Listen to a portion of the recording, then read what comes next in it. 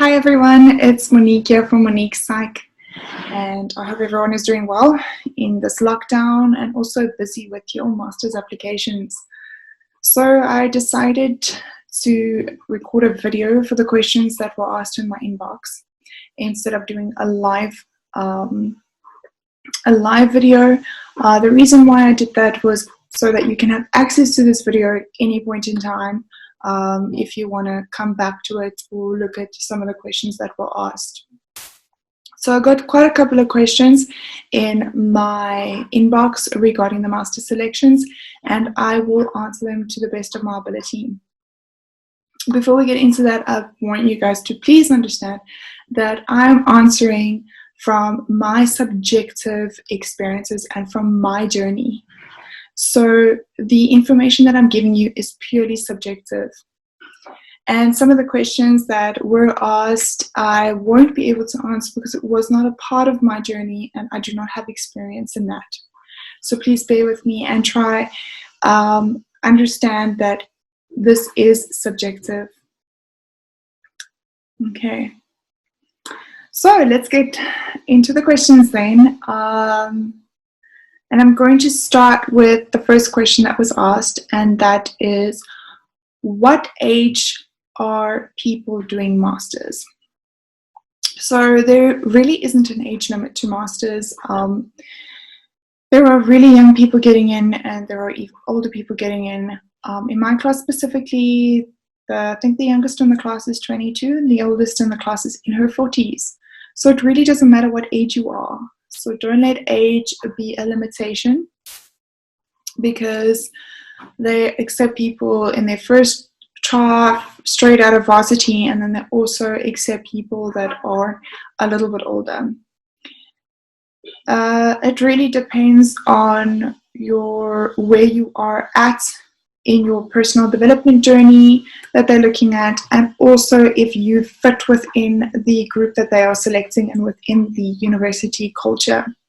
So age does not play a role in the selection process. They do appreciate experience, and they do appreciate self-development and growth. The second question I was asked is the volunteering hours more important than paid work hours in the field? Before I answer this one, I have no idea what they're looking for in the master's selection process. But from my experience, it does not matter whether you are paid or you are not paid, as long as you have experience. Experience is experience. And the kind of experience they want to see is that you're working with people, engaging with people, and learning, growing, and developing through that experience.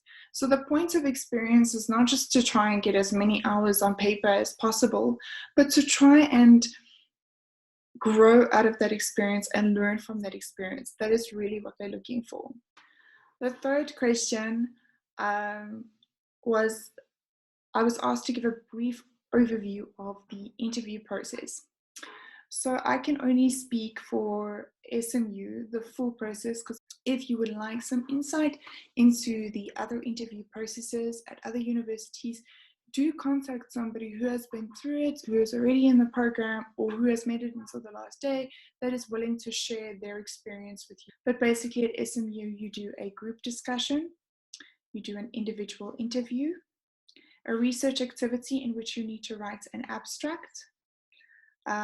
There's a panel interview and a group activity with the panel. And the group activity is different to other universities. They split you into groups of 4, the panel's in front of you, and the panel asks you to interview each other. SMU is very much for developing and changing the interview process. They actually ask, and for those of you who go to it, they ask for feedback. How did it go? So it might be completely different this year. So please keep that in mind as well. Don't try and prepare for it day for day. I have given some preparation tips for all the interview processes that you can go with. And if you have any more, do them as well.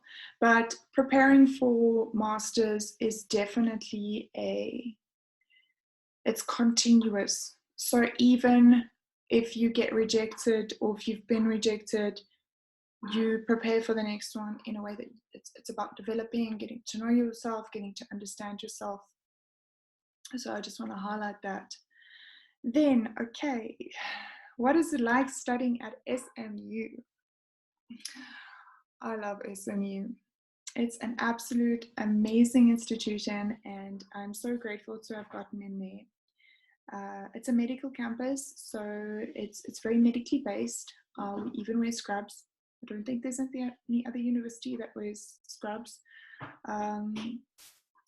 It's got a very friendly and supportive environment. The staff is really caring towards us. They push us and they want us to work hard and to achieve, but they also check in and check if we're okay. And they've done something like gotten a writing coach for us to help us with our research papers. So they're very supportive and friendly, which is really an environment that is nice to work in. So they're systems based. Although they're systems based, they teach us everything. So that's also something I really appreciate about SMU, is that if you want to be a CBT therapist, or if you want to be a psychodynamic therapist, they teach us everything, and we are more than welcome to make our own decisions once we are finished with the course, which is really, really fantastic. The lecturers are really great. They know what they are talking about. They're passionate about psychology.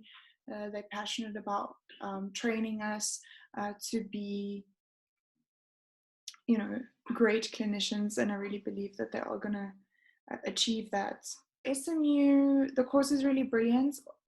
They value African psychology a lot, and they really, really want to develop African psychology. But they're also international in their keeping up with what's happening across the globe and incorporating that into the program as well. And that is something I really appreciate about SMU. So they're very, very practical. We do a lot of practice, and we have our practicals as well, which unfortunately we're missing because of the lockdown at the moment, which it sucks a little bit, but I'm sure we'll make a plan. Yeah, they're very open to suggestions as well. They really want to develop, and they're big about Ubuntu. We develop through others. So that's as much as I'm going to say about SMU for now. If you'd like some more information on SMU, let me know. Right. So the next question I was asked is, what is my experience of studying clinical psychology? So I love it. It is very, very exciting. The way that they teach us allows me to think. They teach us to question. They teach us to gain insight into ourselves and into people. It's a lot of hard work, and it is difficult, but it's just amazing. And especially at SMU, that's very medically based and clinical. It's even better than I expected. I know the person that asked me this question asked me if it's what I expected. It's even better. And the reason why is because a lot of people told me beforehand, it's so difficult. Masters is so difficult, and it's really a challenge, and it is a lot of hard work. Don't get me wrong, it is. And it gets hectic, and there may be moments where you cry, and there may be moments where you're just frustrated, but it's so enjoyable. It really is, because I'm doing exactly what I want to do. And I was so adamant about clinical out of all the psychologies, because I really just wanted that, to work with the hospital cases and the hectic cases and people that are suffering on a deep psychological level. I want to help them feel better, and we're in the process of learning. Look, I'm very, very, I'm at the very beginning of the course, and also the last month we've been in lockdown. So the little bit of insight that I've got so far, it is what I expected. And one thing I also like about it that I never expected. This is something I never expected.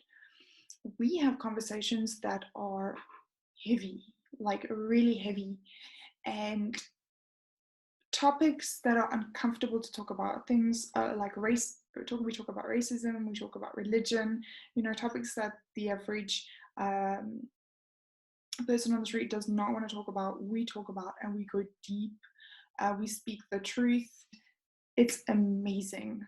It is so amazing to be able to open up like that and to hear perspectives from other people that you didn't think about before.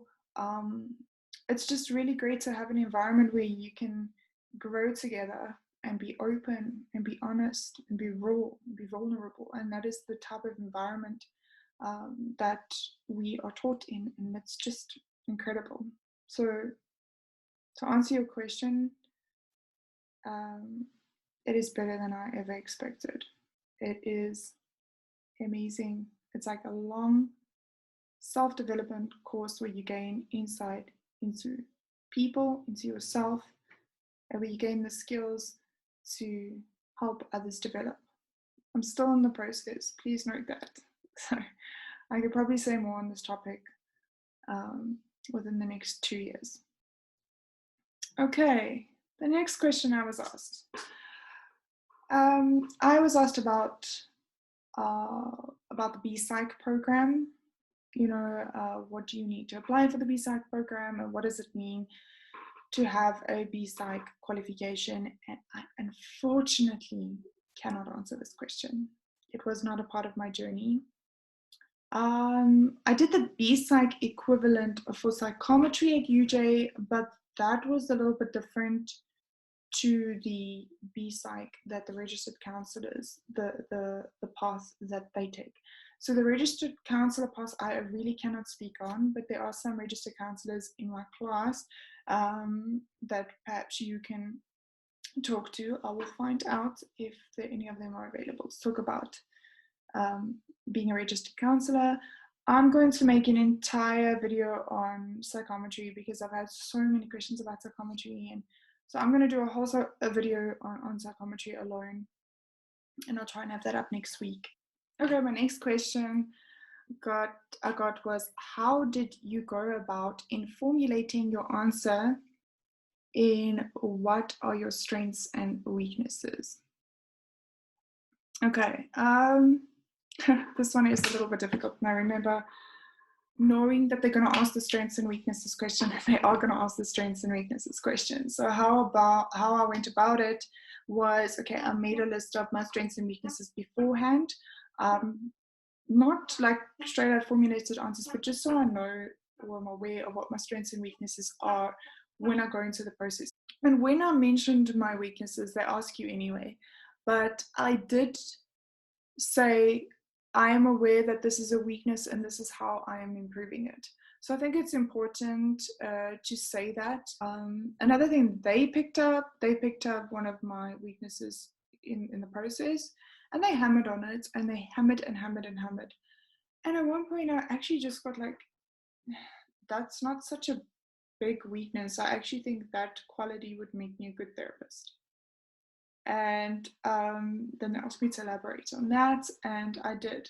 So again, this is about knowing yourself and being confident in yourself and understanding who you are and accepting who you are, because I really did that. On this last round, I did it more than any other year. The reality is, you're never going to be perfect. You're going to have weaknesses and you're going to have strengths throughout your life, but being aware of it is a whole nother ballgame.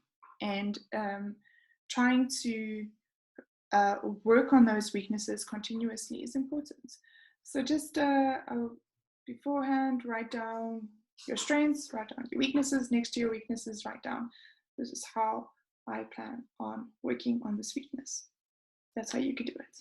The next question I got was quite an interesting question, and that was, may I ask, do you think it is possible to find emotional support in yourself, or does it strictly have to do with other people? Okay, so I think this is a very good question, and how am I going to answer this? Let me think. Firstly, some people don't have external emotional support. It's very, very difficult. You may have an environment in which there's really no support and you have to find the strength within. A lot of people have to do that. And you can definitely find strength within that can emotionally support you. But I think people can only support themselves alone to a point. And then you'll need to get the support of somebody outside of yourself. And I want you to think a little bit about this. Firstly, my advice is I'm not going to tell you whether you should write you support yourself or whether you should say that you have the support of others in your essay. But what I will advise you is whatever you write, to reflect on it. Why do you feel that way? Why do you feel that you have to support yourself and you can't rely on anybody to support you? The second thing I'm going to say is, so first just reflect on why you're feeling that way. Because in masters, they really don't expect us to be perfect. Like, they really don't. We're all growing, we're all developing. So just reflect on, I feel this way, or I support myself because this and this and this happened to me in my life. But I will say, and this is my own subjective opinion, and also what I've learned from SMU is that we cannot grow alone, we grow through others, and I really believe that. So try and see if there is somebody out there that you can trust to emotionally support you. But what you write in your essay, I cannot tell you. You need to write it and reflect. That's it. With everything you write, reflect on it. How did it help you grow? How did it help you develop? That's it, guys. Those are the questions I was asked, and I'm willing to do this video again, or a Q&A again next week, Friday. So during the week, please send me those questions, and I will do another Q&A next week. I think I'll do it on Thursday next week. Yes, so I'll make another video next week, Thursday, on the new questions that you may have for me about the master selections. Once again, I'll record a video so that you have access to it at any point. Okay. And to everybody out there, I just want to say, take a deep breath. I know this is difficult. I really do. I know the thoughts that go through your head when writing the applications. I know how scary it can be, how your anxiety can be provoked. And I just want to encourage you to take it one day at a time. You cannot control what the outcome of masters is going to be. You cannot control what the universities are looking for.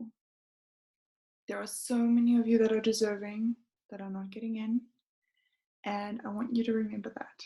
This is not a personal process. They can only choose a few people. I want to wish you the best of luck in writing your applications, and also want to wish you the rest of luck on your journey in general, in developing yourself and in getting to know who you are. It's a wonderful journey to be on.